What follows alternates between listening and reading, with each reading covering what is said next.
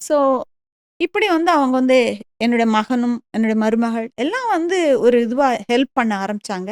இதில வந்து என்னுடைய எக்ஸ் ஸ்டூடண்ட் கம்ப்யூட்டர் படிச்ச பிள்ளைங்கள்லாம் வந்து, அவங்கள்லாம் வந்து எல்லாமே செய்யலாம் அப்படின்ற ஒரு விஷயத்த கொண்டு வந்தாங்க. ஒரு மீட்டிங் கூட்டுனோம்.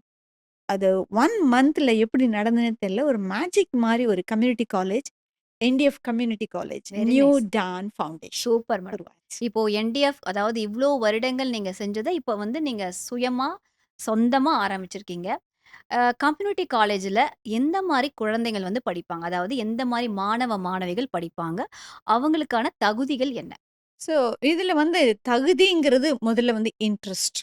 இன்ட்ரெஸ்ட் மட்டும் தான் வந்து அவங்களுடைய தகுதியா நம்ம எடுத்திருக்கோம். பார்த்தீங்கன்னா, நர்சிங்லாம் வந்து யூசுவலா எல்லா இடத்துலயும் எப்படி கிடைக்குது அப்படின்னா, அவங்களுடைய கல்வி தகுதிய வச்சு தான் வந்து குடுக்குறாங்க. ஆனா, நம்ம கல்வி தகுதி மட்டுமே வந்து பார்த்தீங்கன்னா, நெறைய பேருக்கு இந்த வாய்ப்பு கிடைக்காம போயிடுது. அந்த வாய்ப்புகள வந்து குடுக்கணுன்றதுக்காக தான், இவங்க வந்து ஃபார்மல், நான் ஃபார்மல் 2 மோடு இருக்கு. ஒண்ணு வந்து 10த் பாஸ் பண்ணவங்க. அடுத்தது 10த் ஃபெயில் ஆனவங்க. இதுல வந்து அந்த வாய்ப்பு மட்டும் கிடையாது. டிகிரி படிச்சவங்க, +2 படிச்சவங்க, ஃபெயில் ஆனவங்க, பாஸ் ஆனவங்க, ஓ! எனி டிகிரி அவங்கலாம்